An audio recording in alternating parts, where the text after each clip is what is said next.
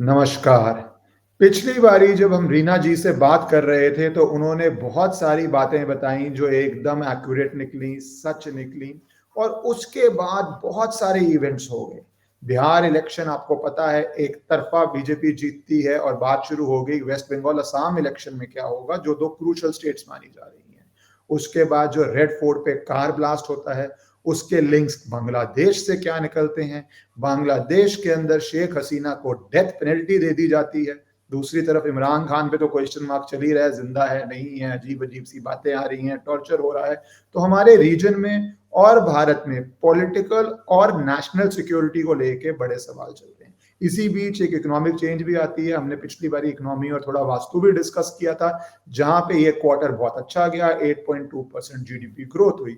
सो economy, borders, politics, national security, ये सब discuss करने के लिए I am pleased to share Reena ji ने दोबारा समय दिया है और हम दोबारा बात शुरू कर रहे हैं। नमस्कार रीना जी। नमस्कार Ishkaran ji, thank you so much for having me once again. अगर हम शुरू करें वेस्ट बंगाल और असम, मैं दोनों को साथ जोड़ के शुरू कर रहा हूं, पर आप एक एक कर लीजिए। क्या दिख जी रहा है आपको, क्योंकि ये क्रूशियल बॉर्डर स्टेट्स हैं, बांग्लादेश इशू वैसे ही चल रहा है, तो आपने कुछ चार्ट्स भी भेजे, मैं डालना चाहता हूँ। पहले असम का चार्ट डालना चाहता हूँ। जी हिमंता बिस्वा जी शर्मा जी का आपने चार्ट डाला है, तो ये जी मैंने चार्ट, आप थोड़ा इसको एक्सप्लेन कर दें और उसके बाद हम स्ट्रेट अवे असम और वेस्ट बंगाल की बात शुरू करते हैं। बिल्कुल बिल्कुल। अभी जैसे बिहार इलेक्शंस तो खत्म हो गए, अब उनके रिजल्ट्स भी आ गए, बट अब आसाम एक्सपेक्टेड है, आसाम और वेस्ट बंगाल। सो आसाम हो चाहे वेस्ट बंगाल हो, चाहे कोई लीडर की कुंडली हो, first of all I want to inform everybody and give it like a disclaimer कि भाई जो भी आप चार्ट्स देखते हैं या जो भी हम इंफॉर्मेशन देते हैं, it is all, everything is based on the information on the public domain जो वहाँ अवेलेबल है। अब वो कितना ऑथेंटिक है कितना नहीं, वी आर नॉट श्योर। बस इतना पता है कि जो भी हम करते हैं, जो भी रिसर्च कर रहे हैं, जो भी एनालाइज कर रहे हैं चार्ट्स को, उसमें बहुत मेहनत लगती है, बहुत समय लगता है। We do lots of R&D कर करके देखते हैं, then we comprehend as per the planetary placements which are transiting as well as present in the chart that we have created. So let's come to Assam. Assam के लिए हिमंता बिस्वा शर्मा जी की कुंडली देखते हैं। इसमें आप देखेंगे नंबर 3 जो मिडिल बॉक्स में लिखा है, that means he is a Gemini ascendant, और उनका जो मून साइन है वो कैंसर है। पुष्य नक्षत्र है, पुष्य नर्चरिंग है और बहुत केयरिंग है, तो ये भी बहुत पीपल्स पर्सन है, लोगों से कनेक्ट हो जाते हैं। अभी इनकी कुंडली में जो महादशा चल रही है वो चल रही है शुक्र की महादशा है और बुध की अंतरदशा है। शुक्र इनका 10th हाउस में है जो सिंहासन है एज पर पॉलिटिक्स, एज पर लीडरशिप, और राहु के साथ बैठा है, सो वो उसको एम्पलीफाई कर रहा है कहीं ना कहीं।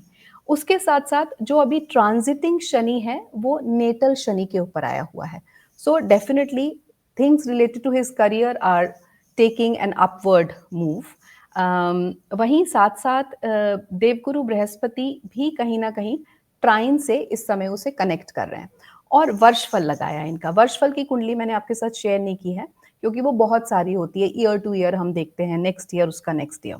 सो उस हिसाब से मुझे ऐसा लगता है that he is going to be there, ये जीतेंगे इस इलेक्शन में, जैसे ये पहले भी जीतते आए हैं, एंड आगे जाके he is going to join central government also. इनके बड़े अच्छे सितारे हैं इस समय। लेकिन हाँ, साथ साथ ये भी बोलूंगी कि सितंबर 2027 के बाद जब इनकी शुक्र में केतु की अंतरदशा आएगी, that is a very erratic time for him. के ऊपर असम मेरे लिए यूनिकली इम्पोर्टेंट स्टेट है, क्योंकि वहाँ पे जो डेमोग्राफिक बैटल चल रही है, एंड डेमोग्राफी इज डेस्टिनी, उसके ऊपर इतने प्रेसाइज वे में, मैं बोलता हूँ बहुत बड़े लोगों को कि हम योगी मॉडल बहुत डिस्कस करते हैं, जो मस्कुलर मॉडल है, बुलडोजर मॉडल है, बट कई बार हम Himanta Biswa Sarma as a model की बात नहीं होती है, जो इन्होंने लीगल चेंजेस लाए हैं एजुकेशन के अंदर। स्टेट फंड कर रहा था मदरसा एजुकेशन को उसके अंदर, या अभी एक लॉ पास हुआ, क्योंकि हम वुमेन एम्पावरमेंट की बात करते हैं, जहां पे फाइनली जाके पॉलीगैमी को, मल्टीपल मैरिजेस को बैन किया जा रहा है। और ये हमारे देश की लीगल बात करते तो हमारे देश की एक अजीब सिचुएशन थी कि जब यूनिफॉर्म सिविल कोड की बात आ रही थी, तो the first prime minister record पे हैं कि अभी टाइम राइप नहीं है, मुस्लिम कम्युनिटी कंफर्टेबल नहीं फील करेगी, इसलिए मत लाओ। और उनको सोशलिस्ट और कांग्रेस के अंदर से भी विरोध आया था, बट नहीं हुआ। और फिर वो राइट टाइम कभी आया ही नहीं, that why a woman has to face multiple marriages in the year 2000, even in the year 1980, in the year 2000. So जो changes ये ला रहे हैं, they are deep changes, permanent changes, actual woman empowerment. इसलिए मेरे अनुसार इनका जीतना भी जरूरी है, बट obviously जो हम बात And you करें know what? Why this is happening? Why women? Why you are connecting it with Muslim? क्योंकि आप देखिए राहु के साथ शुक्र and Venus is women. So उसके तहत आप देख रहे हो 10वें घर में बैठा हुआ है और एक जलीय राशि में बैठा हुआ है, चंद्रमा भी जलीय राशि में। सो इमोशंस ओवर पावर करते हैं, but at the same time he is a big diplomat. उन्हें पता है उन्हें कब क्या बोलना है। उनकी जो ओरेटरी स्किल्स हैं, because he is a mercury लग्ना, ही इज अ जेमिनाई लग्ना, बॉर्न बिजनेसमैन होते हैं, नेगोशिएशन की स्किल्स इनके अंदर कूट कूट के भर भर के होती हैं। सो फायरी भी बहुत है, मंगल भी बड़ा अच्छा बैठा हुआ है इनका। So overall I think he is the guy who will be taking it forward. जो कुछ भी रुका हुआ है वहां पे आसाम में, as far as the masses are concerned और women are concerned, he will be doing very very well for them. So I see bright side for him. लेकिन 2030-31 के बाद प्रॉब्लम्स आएंगी। 30-31 के बाद वो तो बहुत दूर लंबा है। समय हाँ, अभी, लेकिन he will do good things for the masses. बहुत दूर है कि उस समय सिचुएशंस हाँ, क्या होती है, उससे पहले 29 के देश के चुनाव में क्या होता है, तो दैट और अच्छे भारी मतों से जीतेंगे।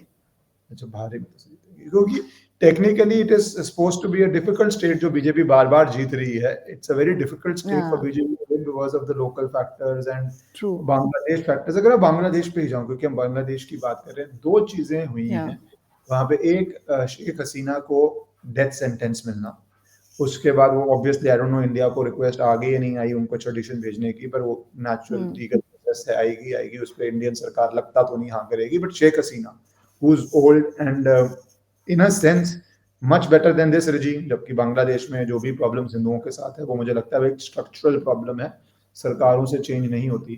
तो शेख हसीना का मैं पहले डालूं, अगर आपने उनकी भी वर्ड चार्ट भेजा है तो जी। उनका क्या लग रहा है कि क्या बांग्लादेश में वापसी को लेके या इंडिया ही रहेंगी? और उसके बाद फिर मैं बांग्लादेश का जो रेड फोर्ट है उस पर आना चाहूंगा। जी जी जरूर।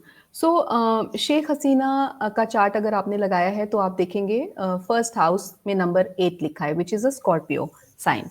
सो स्कॉर्पियो इनका असेंडेंट है, लगना है कुंडली का, और चंद्र राशि इनकी लीब्रा है। जहां चंद्र राशि है वो 12th हाउस बनता है इनकी कुंडली का। वहां पे 3 मोर प्लैनेट्स आर सिटिंग, शुक्र, मंगल और बृहस्पति चंद्रमा के साथ बैठे हैं। तो ये वाला जो एक प्लैनेटरी कंजंक्शन है, this is a kind of Rajyoga for her. इनकी कुंडली में यहाँ पे राजयोग बन रहे हैं। 12वें भाव में राजयोग होना मतलब ऑब्वियसली जो कुछ भी इन्हें मिलेगा ऑब्स्टेकल्स और चैलेंजेस के बाद मिलेगा, लेकिन राजयोग तो है। सो राजयोग का फल भी मिलेगा और विपरीत राजयोग भी है। सो उस हिसाब से आप देखें ये हर बार बचती आ रही हैं। इनके ऊपर बहुत अटैक्स हुए, बहुत सारी चीजें हुई, हर बार बच जाती हैं। और समवेयर इनका जो केतु शनि के साथ कनेक्टेड है, और शनि इनके नेबरिंग कंट्री यानी कि 3rd हाउस का लॉर्ड है और भाग्य स्थान में बैठा है। सो इनके भाग्य को या इनको बचाने के लिए किसी न किसी नेबरिंग कंट्री का हाथ है, which is India in her case, right. So दशाओं से देखें तो भी शुक्र की महादशा इनकी चली 20 साल की होती है। इस समय जब ये आई इंडिया में या जब इनकी टेक केयर करी गई, तब शुक्र महादशा में बृहस्पति की अंतरदशा चल रही थी, और दोनों एक साथ राजयोग बना रहे हैं 12वें घर में। 12वां घर मतलब विदेश, अपने घर से दूर। सो ये अपने घर से दूर हैं इस दशा में। अभी इनके ऊपर जो भी एलिगेशंस लगे हैं, जो कुछ भी हुआ है, he she is going through a lot of bad time. बहुत ज्यादा इनका जो इस समय कंडीशन है वो बुरी है। लेकिन आप देखेंगे जब शुक्र में शनि आएंगे, शुक्र की महादशा, शनि की अंतरदशा, विच इज मई 2026 जो पीरियड आएगा, वो इनके लिए कहीं ना कहीं बेहतरी लाएगा, बेटरमेंट लाएगा। और ये अपने देश वापस भी जाएंगी, पर कौन से देश, दैट इज द क्वेश्चन। क्योंकि बांग्लादेश की कुंडली जब मैं लगाती हूँ या जब मैं उसको डिस्कस करती हूँ, सो आई सी कि बांग्लादेश तो ब्रेक हो रहा है। 3 पार्ट्स में, मैं 2 से 3 बांग्लादेश पार्ट्स में। मैं बांग्लादेश की कुंडली आपने भेजी है, उस पे आना चाहता हूँ, पर जो आप कह रही हैं शेख हसीना, जी। उनकी तो लाइफ ही ये रही। पूरी फैमिली वाइप्ड आउट हो गई एक तरह से, वो बच गई क्योंकि वो उस समय बाहर थी। इस समय जी, भी दे इन हुँ।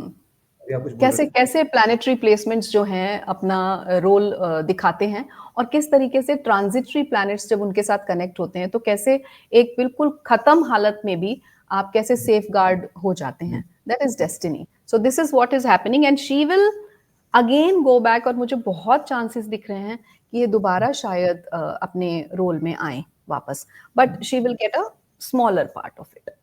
स्मॉलर पार्ट ऑफ द क्योंकि वो इनकी डेस्टिनी, अगर डेस्टिनी के वाइज देखा जाए कि जहाँ पे पूरी फैमिली को वाइप आउट कर दिया जाए, वहां पे भी आप एक व्यक्ति की असैसिनेशन समझ आती है, जैसे पाकिस्तान में होती है। जी। फैमिली वाइप आउट के पीछे बहुत बड़ी फोर्सेस लगी हुई थी, वो सबको पता है।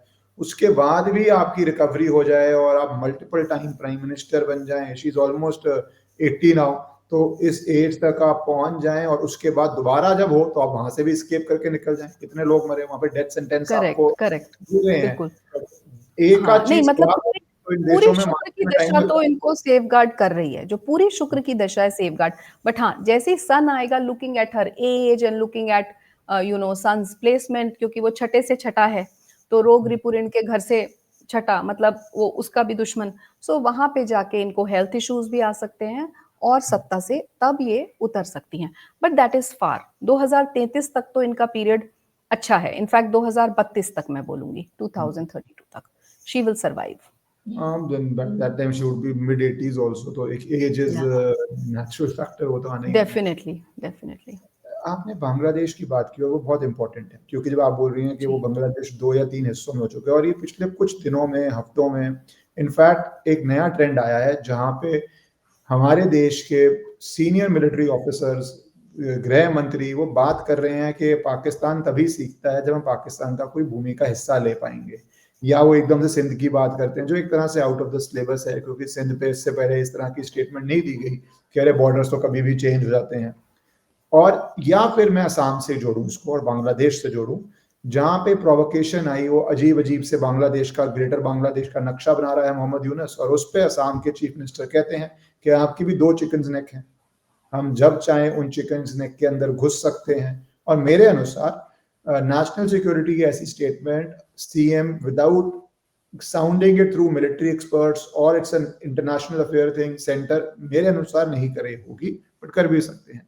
तो बांग्लादेश के ऊपर जो एक बांग्लादेश एडवेंचर कर रहा है भारत के अगेंस्ट, प्रवोक कर रहा है, क्या वो अपनी जो डेस्टिनी आप कह रहे हो, मैं चार्ट डालने रहा हूँ, टूटने वाला है, तो इसीलिए कंडीशंस ऐसी क्रिएट हो रही हैं, क्योंकि भारत ऑर्डिनरी कंडीशंस में बांग्लादेश पे कुछ नहीं करने जा रहा था। आज से 2 साल पहले कोई बात करता तो ये टॉपिक भी नहीं था। अब करेक्ट। चिकित्सक को ब्रॉड करना, वहां पे नहीं हमने फोर्सेस भेजी हैं, वो सब हो रहा है। तो पहले आप क्या, किस तरह ये बांग्लादेश की डेस्टिनी जा रही है जो 71 में पैदा हुआ है? So first before we discuss Bangladesh, पहले मैं जो आपने अभी बात करी बॉर्डर्स चेंज होने की, सो ये मैं बहुत पहले से कह रही हूँ, in many videos I have mentioned कि बाउंड्रीज चेंज होंगी। Many countries will change their boundaries, boundaries में बदलाव आएगा। लेकिन किन कंट्रीज में बदलाव आएगा और कैसे आएगा? कुछ में एक्सपेंशन होगा, कुछ में कट होगा, ऐसा। सो इंडिया की अगर हम बात करते हैं तो भारत की मंगल की दशा मंगल भूमि भूमि कारक है। सो एक्सपेंशन ही होगा। और जो बात मैंने इतने महीनों या इतने सालों पहले कह दी थी, वो अभी होम मिनिस्टर राजनाथ जी ने बोली कि बाउंड्रीज में बदलाव आएगा। And the day I heard it I had a smile on my face, because I said it long time back and this is going to happen. ये होगा, धीरे धीरे होगा। बट भारत बीइंग भारत कभी भी ऐसा नहीं है कि किसी के ऊपर फोर्सिबली दबाव डालेगा कि हम आपके ऊपर राज करेंगे। ऐसा कभी नहीं किया भारतीयों ने। आप पुराना अपना हेरिटेज खोल के देख लीजिए, वेद खोल के देख लीजिए, पुराण खोल के देख लीजिए, कहीं ऐसा नहीं है जहां पे भारतीयों ने जबरदस्ती कब्जा करा हो। लेकिन अगर कोई कंट्री या कोई इंडिविजुअल खुद आके बोले कि आप हमें एडमिनिस्टर कीजिए या आप हमारा ध्यान रखिए या आप हमारे ऑपरेशंस चलाइए, whether it's administration, whether it's political, whether it's financial, आप चलाइए। So obviously that time Bharat will as a friend और as a well wisher will say ठीक है, हम आपकी मदद करते हैं, which is what Bharat had been doing. Bangladesh के साथ भी किया, so many times, in fact China को भी ट्रस्ट किया 1962 में, जो करना नहीं चाहिए था। सो ऐसी चीजें हमेशा करी हैं। सो इस बार डेफिनेटली बाउंड्रीज में बदलाव आएंगे। तो सो दैट मुझे इज ये वन। जो आप सेकंड, कह रहे हैं जी हिस्टोरिकली, मुझे ये लगता है कि ये मैं बहुत प्राचीन नहीं जा रहा हूँ, बट ये ब्रिटिशर्स के आने के बाद एक मुझे लगता है गलत फीलिंग आ गई है कि भारत अग्रेसिव वॉर्स नहीं लड़ता, कि भारत को अग्रेसिव वॉर्स नहीं लड़नी चाहिए, कि इंडिपेंडेंस नॉन वायलेंस से होगी। सेकेंड वर्ल्ड वॉर ना हुआ होता तो आप जितने मर्जी प्रोटेस्ट और धरना कर लो, मुझे नहीं लगता है, कि मेरी रीडिंग है कि आपको इंडिपेंडेंस इस तरह मिलती।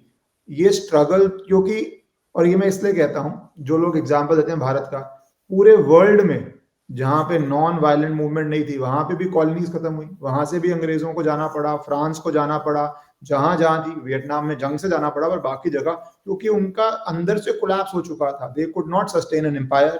And secondly, correct. New empire US का आ चुका था, उस एम्पायर को बूट्स ऑन ग्राउंड की जरूरत नहीं थी। तो हमने ये नॉन वायलेंस को ना बहुत ज्यादा वो तवज्जो दे दिया है, जैसे इंडिया की सिर्फ हुई थी इंडिपेंडेंस, बाकी किसी देश की अफ्रीका में, मिडिल ईस्ट में इंडिपेंडेंस ही नहीं हुई, और हमारी नॉन वायलेंस चल गई।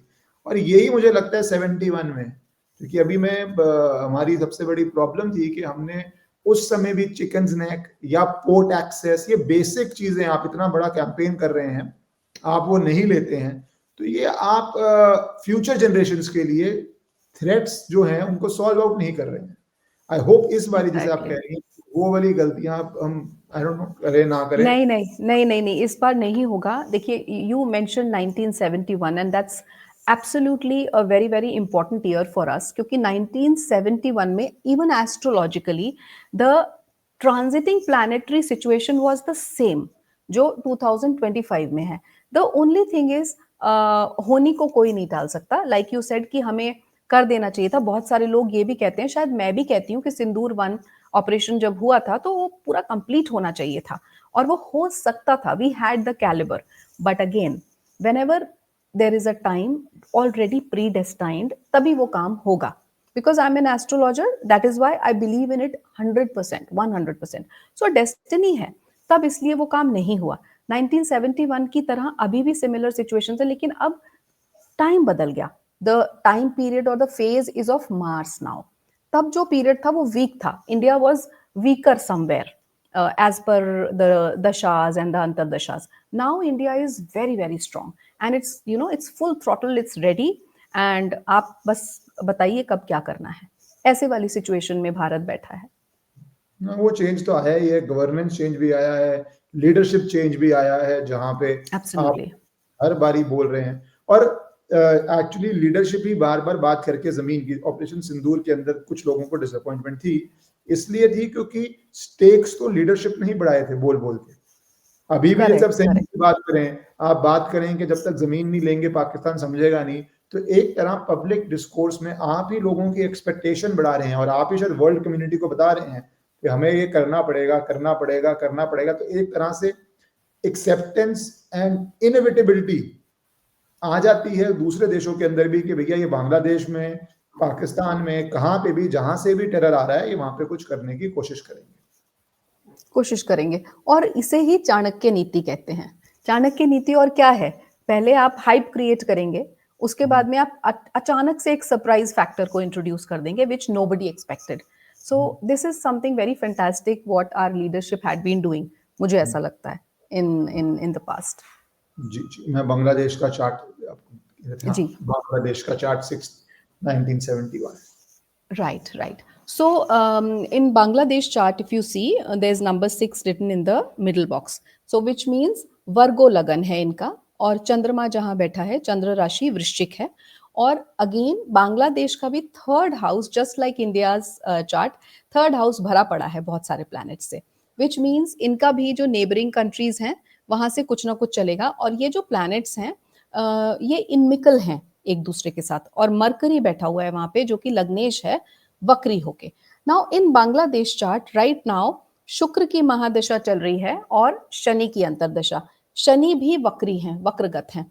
और शनि इस समय, ट्रांजिटरी शनि जो इस समय है, जो 29 मार्च को मूवमेंट हुआ है, that has come in the 7th house of the chart of Bangladesh chart. और वहां से वो अपना जो 10वीं दृष्टि है, दशम दृष्टि, वो वीनस के ऊपर डाल रहे हैं, शुक्र के ऊपर, विच इज द महादशानाथ।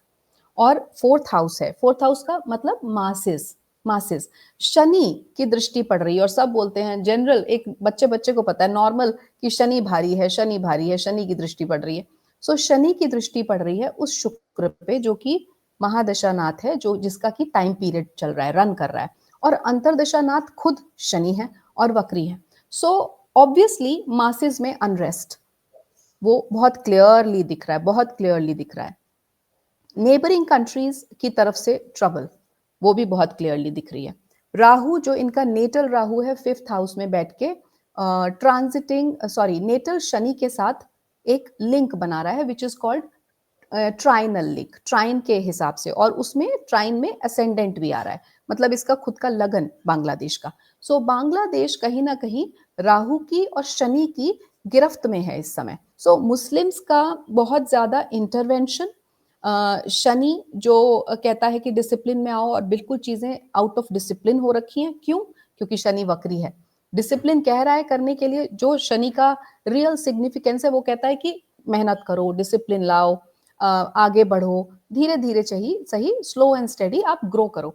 यहाँ वक्री है, वो उल्टा काम कर रहे हैं, बिल्कुल उल्टा, जहां आउट ऑफ डिसिप्लिन हो रहे हैं और मासेस को बहुत इम्पैक्ट कर रहे हैं। सो वो चीज चल रही है। देन इनकी कुंडली में एक मैं आपको बात बताऊंगी, एक टर्म होता है yogi planet. We will discuss about it in India's kundli as well. Now yogi planet के बारे में कोई बात नहीं करता, वो होता है हर कुंडली का hero planet. Hero planet and villain planet. Hero planet is yogi planet and avyogi planet is villain planet. इनकी कुंडली का हीरो प्लैनेट है राहु।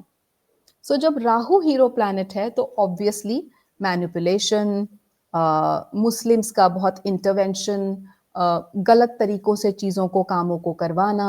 फिफ्थ हाउस में बैठ के राहु आप इनके जो है भाग्य स्थान को देख रहा है, नाइन्थ हाउस को देख रहा है, फिर उसके बाद में वहां से लगन को देख रहा है। सो somewhere that Rahu like qualities in the leadership of Bangladesh is very very well and very very clearly seen, जो कि एक बहुत अच्छा इम्प्रेशन नहीं दे रही है, plus at the same time इसके ब्रेकेज का, टूटने का कारण बनेगी। जैसे ही आप देखोगे इनकी नेक्स्ट दशा आएगी शुक्र में बुध की, हाँ बुध की अंतरदशा आएगी, और ट्रांजिटिंग केतु, केतु काटता है, केतु कट करता है चीजों को।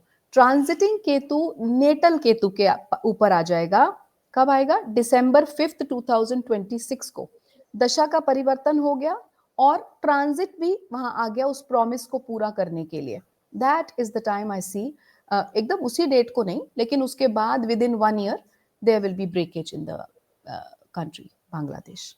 और जैसे आपने कहा कि उनकी लीडरशिप जिस रास्ते जा रही है, वो स्टार्टिंग बाय दैट ओनली कि ये मोहन, ये जो यूनस आया है, पपेट है, स्टूज है, पर इसने आके वो कॉन्फ्रंटेशन भारत से शुरू कर दी है, whether it he is been told to do it या उसके अंदर का ये था, जहाँ पे जिस तरह हिंदुओं पे अटैक होता है, वहाँ पे जब से इसके आने के बाद जेनोसाइड जिस तरह हो रहा है, पहले भी सिचुएशन अच्छी नहीं थी, पर इसके आने से वो बढ़ गई है। नहीं नहीं, ही इज बीन टोल्ड, ये क्लियर है, क्योंकि वो कनेक्शंस जिस तरीके के मैंने आपको बोला ना, वक्री शनि का कनेक्शन राहु के साथ बन रहा है। और अगर हम भृगुनंदी नाड़ी से देखते हैं तो 25% कनेक्शन नेबरिंग कंट्रीज से भी बन रहा है, जो कि थर्ड हाउस है, और वहां 4 प्लैनेट्स हैं। मतलब एक जन से नहीं है ये इम्पैक्टेड या इन्फ्लुएंस, ये बहुत सारे लोगों से इन्फ्लुएंस्ड है। ये जो आप कह रही हैं इंपॉर्टेंट है, क्योंकि अगर आप एक एस्ट्रोलॉजी के बाहर निकल के वर्ल्ड अफेयर्स देखें तो कोई सेंस नहीं बनती कि उसकी अपने इतने बड़े नेबर को, ना उसके पास वो आर्म फोर्सेस हैं, ना वो नेवी है, ना वो बेनिफिट्स हैं, ना वो इकोनॉमी है,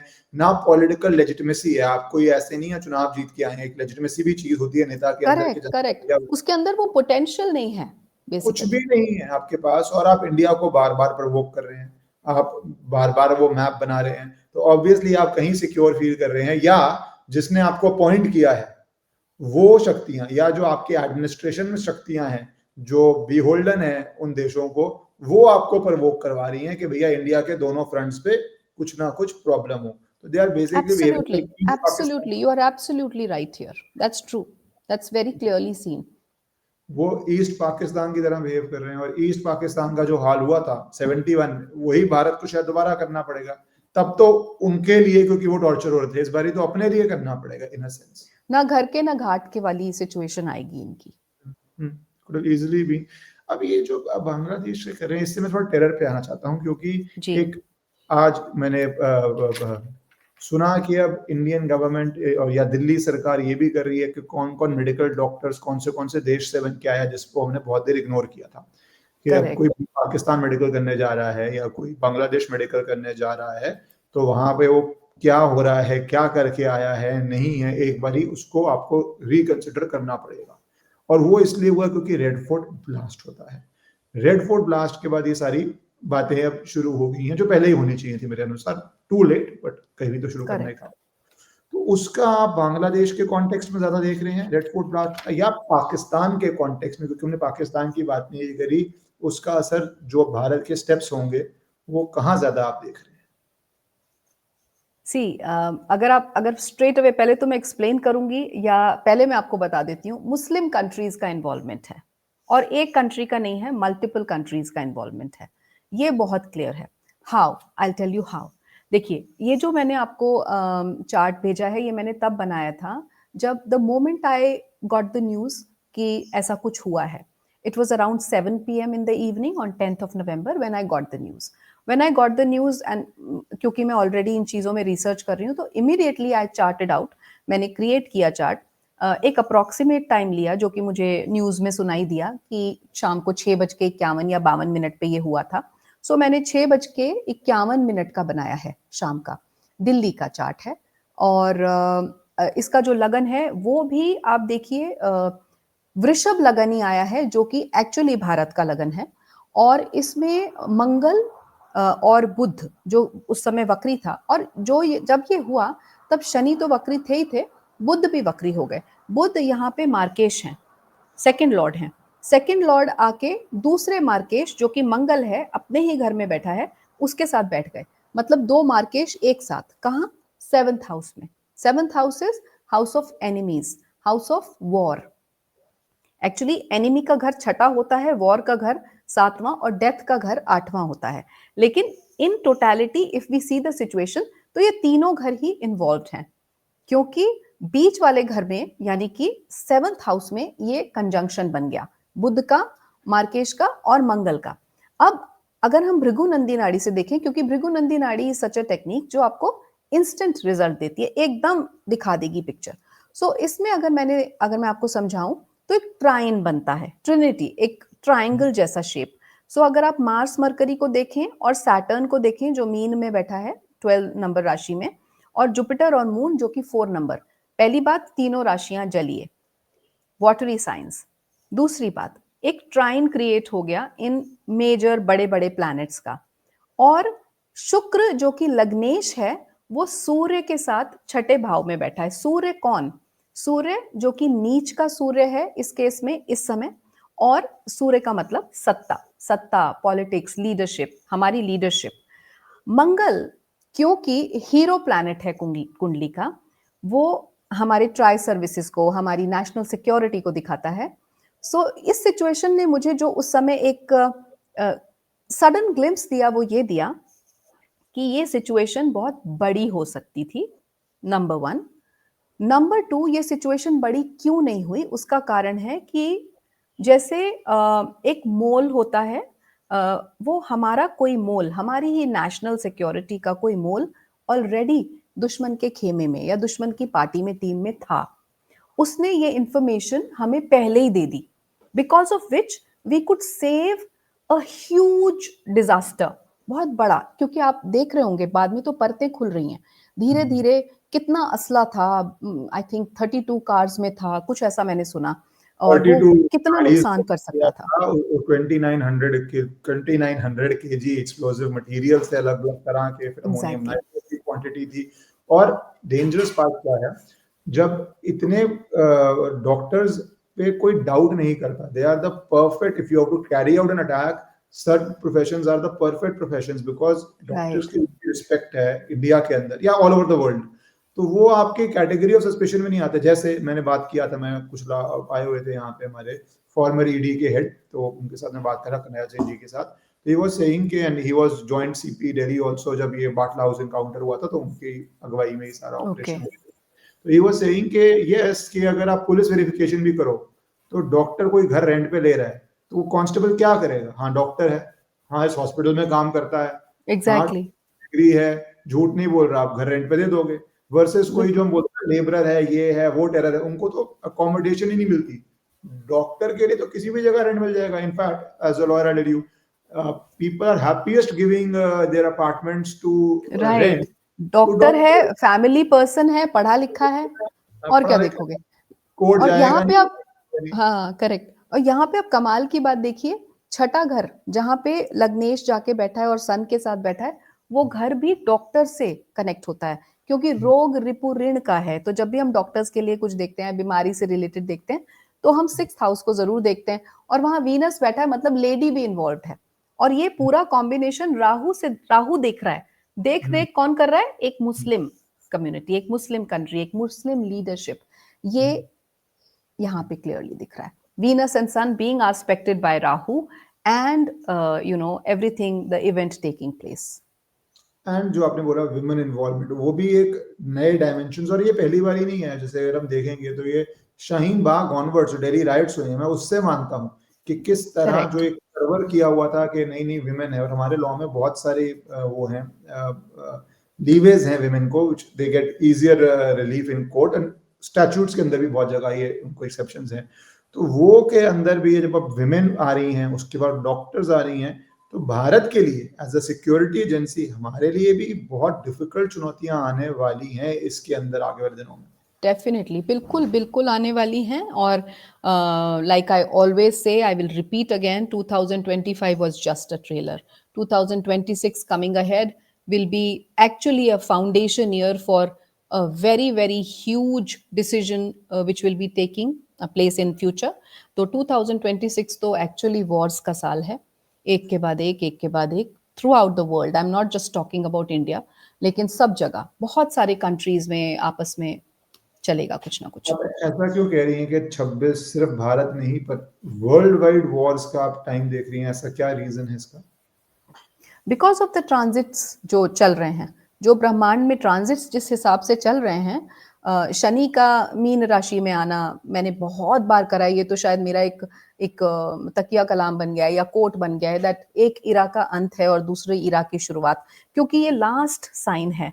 और 30 साल जो कुछ भी आपने किया इंडिविजुअल लेवल पे, चाहे कंट्री लेवल पे, चाहे आप एक ग्रुप के लेवल पे बात करें, लास्ट 30 इयर्स आपने जो कुछ किया उसका इस समय रिजल्ट आ रहा है, छटनी हो रही है। This is the time of clean up actually, for good karmas as well as bad karmas. So अभी इस समय आप जो कुछ भी होता हुआ देखेंगे throughout the world, that will be the result of all the karmas और all the actions that we have taken in the last 30 years. और जैसे ही मेष में, यानी कि फर्स्ट साइन में शनि आएंगे, which will be in June 2027, lot of policies must have been changed by then. Boundaries में बदलाव ये मैंने बहुत पहले भी बोला था, बाउंड्रीज में बदलाव आ चुके होंगे बहुत सारे कंट्रीज के। बहुत सारे कंट्रीज जिनके की मैं बोलूं कर्मा पैटर्न पे या कर्मा थ्योरी के हिसाब से देखूं, तो वहां वो टूट चुकी होंगी, बहुत नुकसान हो चुका होगा जान माल का। सो yeah, these are very very testing times, 26 and 27, but majorly 27 भी अच्छा नहीं है, but 26 में तो बहुत पॉलिसीज बनेंगी।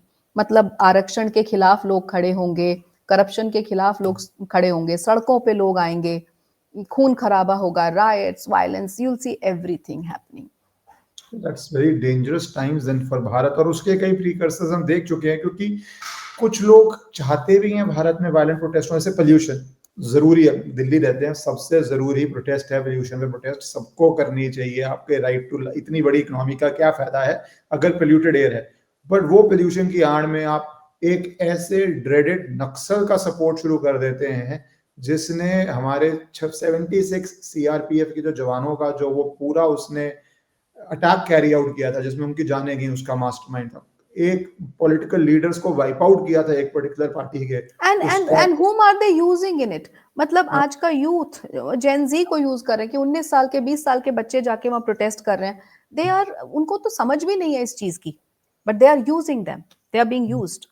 दे are being used and very dangerously used, क्योंकि आप किसको सपोर्ट कर रहे हैं? नक्सलवाद को। जाके पता करके आओ जहां पे नक्सलवाद है कि वहां पे क्या लोगों की हालत है, क्या लोगों के साथ अट्रॉसिटीज हुई हैं, कितनी मुश्किल से भारत ने रेड कॉरिडोर को खत्म किया है, और आप दिल्ली में और पोल्यूशन की प्रोटेस्ट में, मतलब कोई लॉजिक नहीं है. Just that any protest which is scary.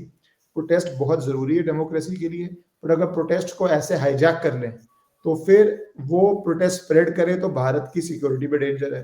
Protest ना होने देना ऑन जेन्युइन बातें वो भी गलत है, क्योंकि वो डेमोक्रेसी में प्रेशर बिल्डअप करता है. तो ये आपके लिए दोनों Yeah. तरफ डिफिकल्ट चॉइसेस हैं कि अगर लेजिटिमेट प्रोटेस्ट है आप वो ना होने दे तो वो प्रेशर बनेगा. और वो करेक्ट. इट्स जस्ट द से इट्स ये सिर्फ ये हो रहा है कि एक अपॉर्चुनिटी ढूंढी जा रही है कि कैसे हम अपनी दबी हुई जो फ्रस्ट्रेशंस हैं या जो हमारी दबी हुई इच्छाएं हैं उनको कैसे यूज किया जाए. कोई भी सिचुएशन मिल जाए, हमें जो चाहिए हम अपनी डिमांड्स रखें वहां पे. सो this is used in a very very wrong manner. Miss information onward. CA के अंदर मैं तो इतनी बारी बोलता था हर पब्लिक प्लेटफॉर्म पे, सीए भाई किसी इंडियन सिटीजन को अफेक्ट नहीं करता. टेक एनी, फॉरगेट आपका कास्ट और रिलीजन, एनीथिंग. इंडियंस के लिए है ही नहीं है वो. तब भी उसको ऐसा बना दिया कि भैया नागरिकता खत्म हो जाएगी, तो मिस इन्फॉर्मेशन तो स्प्रेड्स.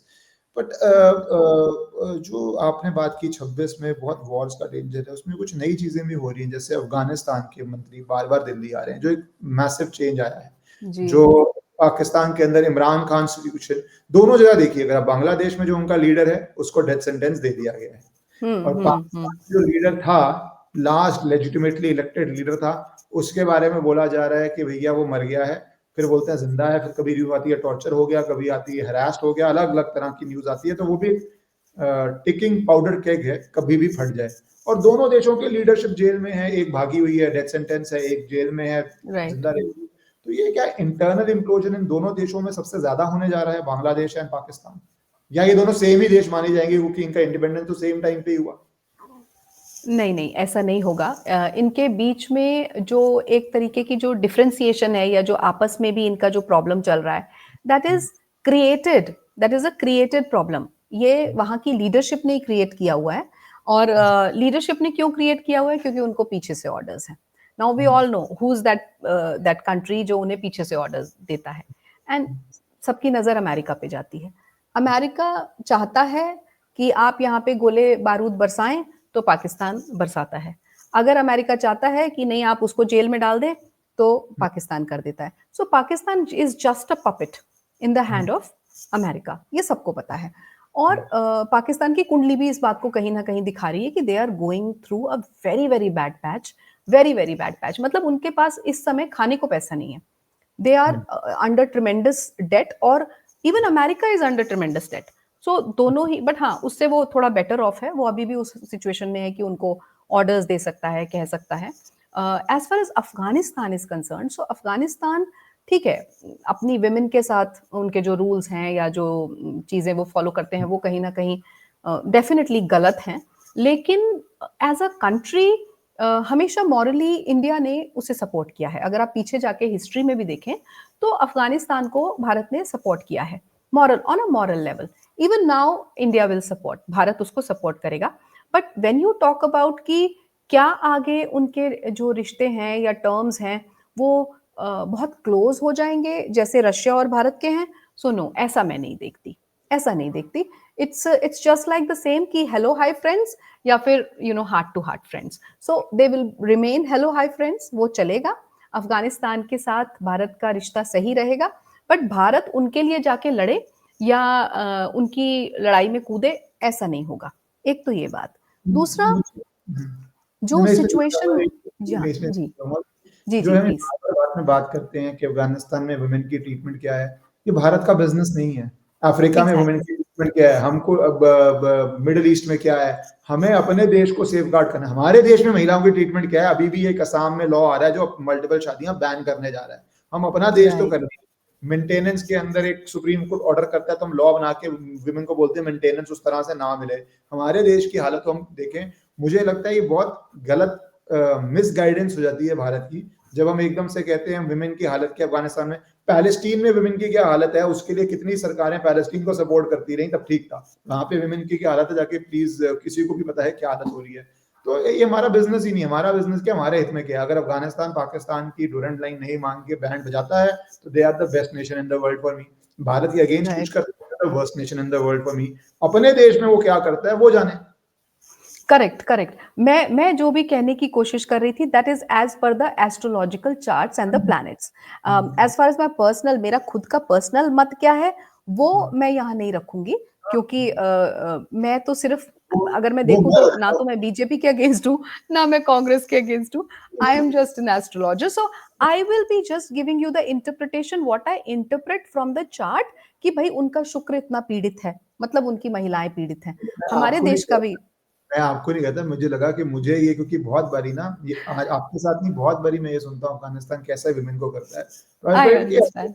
नेशनल इंटरेस्ट में उसको देखना, और ये नेशनल इंटरेस्ट है, बीजेपी कांग्रेस की कोई बात ही नहीं, नहीं है नहीं, हमारे I हित में। totally understand your sentiment, because may be you being you being in that profession, जिसमें आप दिन day in and day out you are looking at it and you are watching what is happening, so naturally this is a very close topic to your heart, I can understand.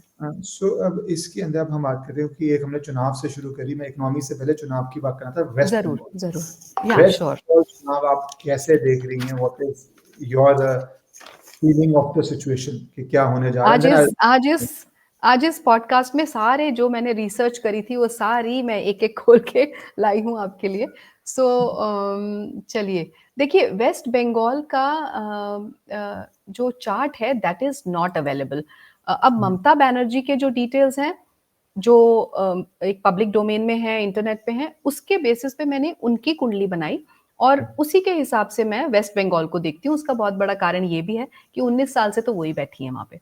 So 19 years से when she is the one who's taking care of West Bengal, so in a way West Bengal को देखना है तो ममता बनर्जी को देखो। So Mamata Banerjee का chart मैं अगर खोलती हूँ, हाँ जी, हाँ जी। सो दैट इज 5 जून 1955 और दोपहर का 12 बजे, कोलकाता, वेस्ट बंगाल का उनका जन्म है। और मेष लगन बनता है उनका, और चंद्र राशि वृषभ है। सो मेष लगन, अगर हम नेचुरल जो कुंडली है, जिसे हम डिफॉल्ट कुंडली कहते हैं या काल पुरुष की कुंडली कहते हैं ज्योतिष में, जिसके ऊपर हम पढ़ते हैं, दैट इज द डिफॉल्ट और द सैंपल कुंडली। सो वो एग्जैक्टली मेष लगन है। सो इनका मेष लगन है। और अभी मैं थोड़ी देर पहले आपको क्या बता रही थी, जब शनि मेष लगन में आएंगे तो सारे रिजल्ट्स आप अपने जो है करनी कथनी जो भी कुछ है उस सबको भोग के तब आपको जो जून 2027 के बाद मिलेगा वो मिलेगा जो फाइनल प्रोडक्ट है। सो इस समय इनका शनि इनके 12वें भाव में है और इस समय ममता बनर्जी की जो महादशा है वो शनि की ही महादशा है, जो कि अंत होने वाला है। लास्ट पार्ट बचा है, लास्ट फेज। शनि की महादशा, बृहस्पति की अंतरदशा, और बृहस्पति इनका वक्री होके उच्च का 4th हाउस में, again that house of masses that we were talking about, 4th house of masses में बैठा हुआ है। इनका नेटल शनि उस हाउस को देख रहा है कंटिन्यूसली, पर इनका नेटल शनि बहुत अच्छा है, उच्च का है।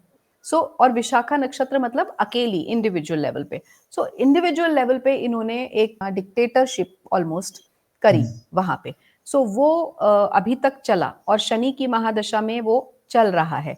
बट जैसे ही शनि ओवर होगा, विच इज अगस्त 2026 में, इनका बुध की महादशा शुरू हो जाएगी। और बुध इनका सूर्य के साथ और राहु के साथ इनके 9वें भाव में है, कुंडली के 9वें भाव में है। सो ममता बनर्जी की कुंडली क्या कहती है? इसमें इनका जो ट्रांजिटिंग राहु है, जो इस समय राहु आया हुआ है, वो इनके 11th हाउस में है। किसके ऊपर? मंगल के ऊपर। मंगल और राहु एक तरीके का अंगारक योग बनाते हैं।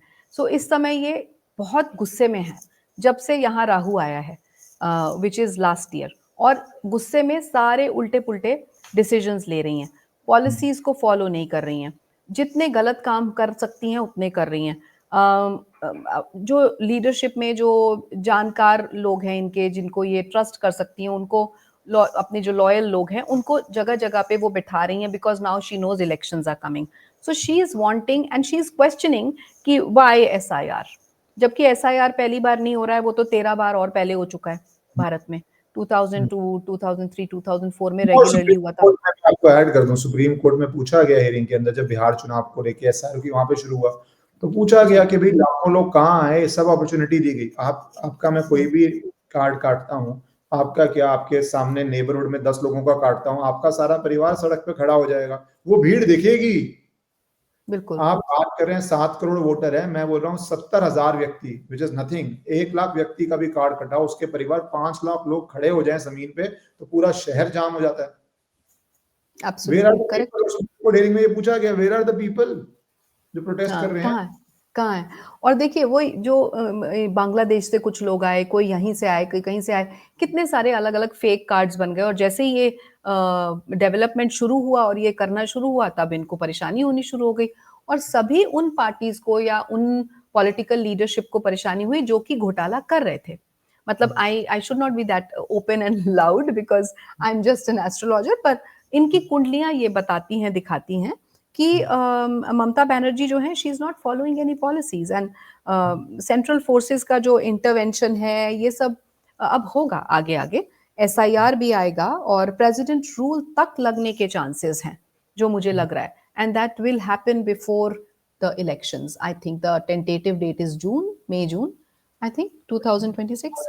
26 की फर्स्ट पार्ट में, मैं भूल गया, February March something, February first part में। या so yeah, the only thing which can save her, अगर कोई एक चीज इन्हें बचा सकती है, कोई इन्हें बता दे जाके, तो वो है इनका किसी के साथ, किसी नेशनल पार्टी के साथ जुड़ाव, जो ये करेंगी नहीं।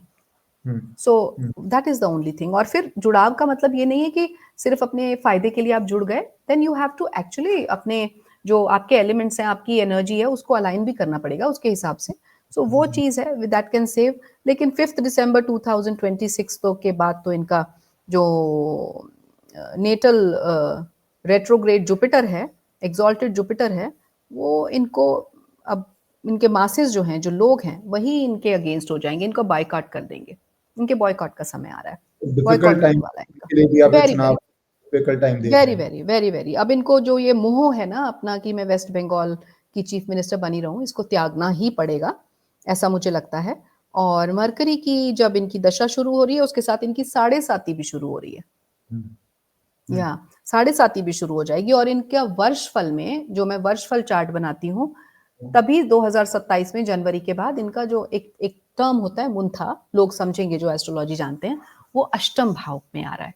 8th हाउस का मुंथा वर्स्ट मुंथा, सो वो सबसे बुरा पीरियड है। जून के बाद तो मतलब मुझे लगता है ये इनका आखिरी इलेक्शन है, as per everything the details which are available. वैसे भी ये बहुत टफ चुनाव है पॉलिटिकली, एंड मेरे पर what I feel, Mamata Banerjee, क्योंकि मैं पिछली बार भी वेस्ट बंगाल में चुनाव था, मैं उस समय वहां पे था अभी, कि बहुत difficult इन्होंने जिस तरह स्ट्रक्चर हो चुका है वेस्ट बंगाल का, बहुत डोमिनेटिंग पोजीशन पॉलिटिकली भी इनकी हो चुकी है, क्योंकि जो वहाँ की इश्यूज हैं उसके अंदर Bengali pride mixed with vote bank politics mixed with things.